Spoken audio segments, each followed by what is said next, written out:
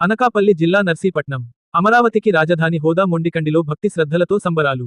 అమరావతిని ఆంధ్రప్రదేశ్ రాష్ట్ర రాజధానిగా ప్రకటిస్తూ పార్లమెంట్లో బిల్లు ఆమోదం పొందిన నేపథ్యంలో నర్సీపట్నం మండలం మొండికండి గ్రామంలో ఆనందోత్సాహాలు అంబరాన్ని అంటాయి. గ్రామస్తులు, ముఖ్యంగా మహిళలు భక్తి శ్రద్ధలతో అమ్మవారిని ప్రార్థిస్తూ ప్రత్యేక పూజలు నిర్వహించారు. అనకాపల్లి జిల్లా టీడీపీ అధికార ప్రతినిధి లాలం శ్రీరంగస్వామి ఆధ్వర్యంలో ఆదివారం గ్రామ మహిళలు బిందెలలో పసుపు నీళ్లు మోసుకుంటూ ఊరేగింపుగా గ్రామ వీధుల గుండా వెళ్లి ఆలయానికి చేరుకున్నారు. అమ్మవారికి పసుపు, కుంకుమలతో ప్రత్యేక అభిషేకాలు నిర్వహించారు. గ్రామం అంతా పండుగ వాతావరణాన్ని తలపించేలా మారింది.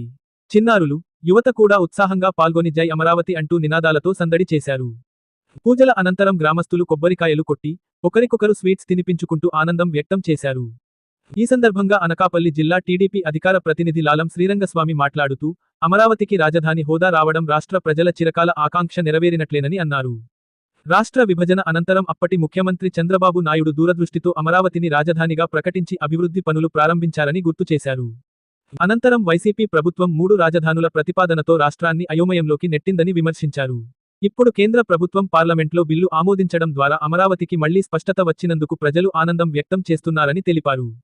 భవిష్యత్తులో అమరావతి దేశంలోనే అగ్రగామి రాజధానిగా ఎదగాలని ఆకాంక్షించారు. రాష్ట్రానికి స్థిరమైన రాజధాని రావడం అభివృద్ధికి దోహదపడుతుందని అభిప్రాయపడ్డారు.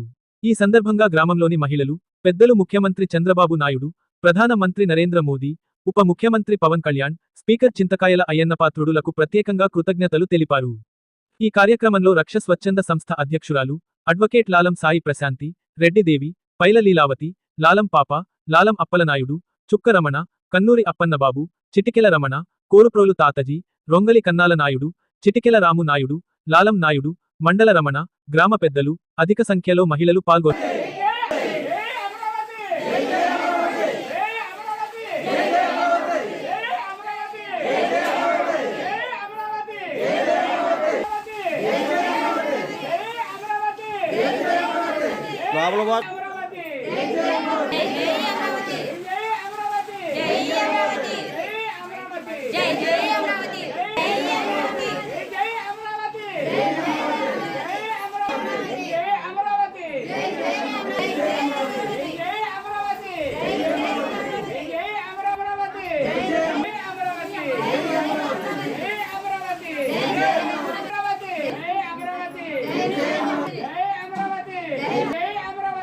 అందరికీ నమస్కారాలు తెలియజేసుకుంటున్నానండి.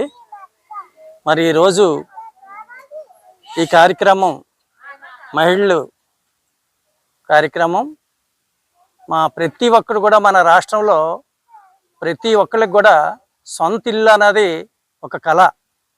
సొంత ఇల్లు ఉండాలి, సొంత ఇల్లు నిర్మించుకోవడం అంటే అదొక అదృష్టం, అదొక కళగా భావిస్తారు.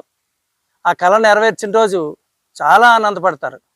అలాగే మన రాష్ట్రానికి మన రాజధాని అన్నది ఒక అద్భుతం. ప్రతి రాష్ట్రానికి, రాష్ట్రం అందరికీ ఒక ఇల్లు లాంటిది రాష్ట్ర రాజధాని.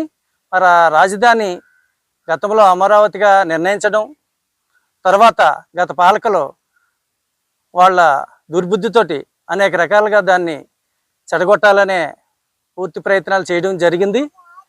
మరి అప్పట్లో రాజధానికి భూములు ఇచ్చిన రైతులందరూ కూడా పాపం ప్రతిరోజు నిరంతరం కూడా ధర్నాలు చేస్తూ, పూజలు చేస్తూ, గుళ్ళంబట తిరుగుతూ, ఎందరో దేవతలకు మొక్కుతూ ఈ గత 5 సంవత్సరాలు కూడా కాలం గడపడం జరిపింది. మరి అప్పట్లో అమరావతి మనకి రాజధానిగా ఉండాలని ప్రతి గ్రామంలోనూ కూడా ఇక ఇప్పటిలాగే వచ్చి ఎవరైతే గ్రామ దేవతలు ఉన్నారో గ్రామ దేవతలకి అందరికీ కూడా అనేక రకమైన పూజలు జరిపించడం జరిగింది. మరి ఆ పూజా ఫలం ఈవేళ నెరవేరింది.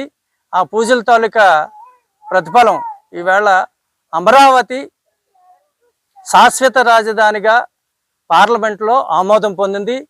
ఇది దానికి కృషి చేసినటువంటి, ఆమోదం పొందడానికి కృషి చేసినటువంటి మన గౌరవ ముఖ్యమంత్రి చంద్రబాబు నాయుడు గారికి పూర్తిగా అందరూ కూడా ఈ రాష్ట్ర ప్రజలందరూ రుణపడి ఉన్నారు. మనస్ఫూర్తిగా నమస్కారాలు తెలియజేసుకుంటూ, అలాగే ఆమోదింపజేసినటువంటి మన దేశ ప్రధాని నరేంద్ర మోడీ గారికి కూడా ఈ ప్రజలందరూ కూడా ధన్యవాదాలు తెలుపుతున్నారు.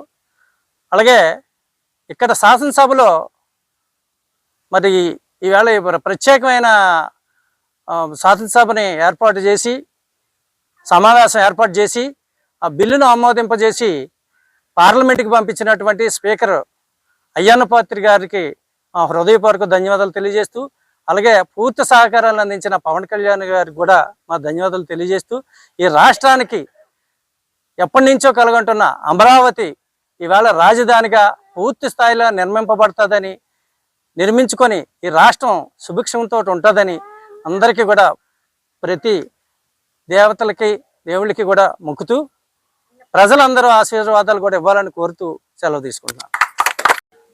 అందరికీ నమస్కారం అండి. ఈరోజు మన రాష్ట్ర రాజధానిగా అమరావతిని ఆమోదించారు. కొన్ని లక్షల మంది తల్లులు కడుపుకోతుంది ఈ రాజధాని వెనకాతల. ఎంతో మంది మహిళలు ఇల్లు వాకిలి పిల్లలు అందరినీ వదిలేసి రోడ్లంట ఎన్నో పోరాటాలు చేస్తే మనకి ఈరోజు ఈ రాజధాని అన్నది ఇలా ఏర్పడింది. ఇది చాలా చాలా గొప్ప విషయం.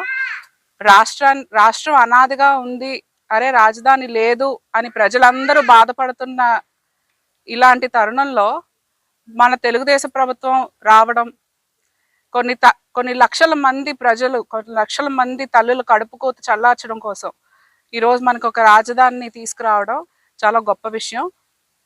మన ముఖ్యమంత్రి వర్యులకి, మన ప్రధానమంత్రికి మరియు ఈ రాష్ట్ర ప్రజలందరికీ ఈ రాజధాని కృషి వెనకాతల ఉన్న ప్రతి ఒక్కరికి పేరు పేరున నమస్కారాలు తెలియజేసుకుంటున్నాం. మన స్పీకర్ గారు అయ్యన్న పాత్రుడు గారు ఎన్నో కార్యక్రమాలు రాజధాని కోసం ఆయన అహర్నిశలు ఎంత కృషి చేశారో మనందరికీ తెలుసు.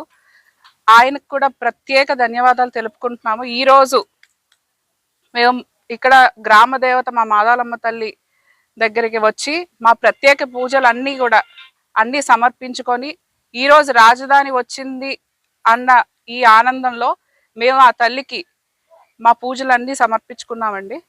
అందరికీ హృదయపూర్వకంగా కృతజ్ఞతలు తెలియజేసుకుంటున్నాను.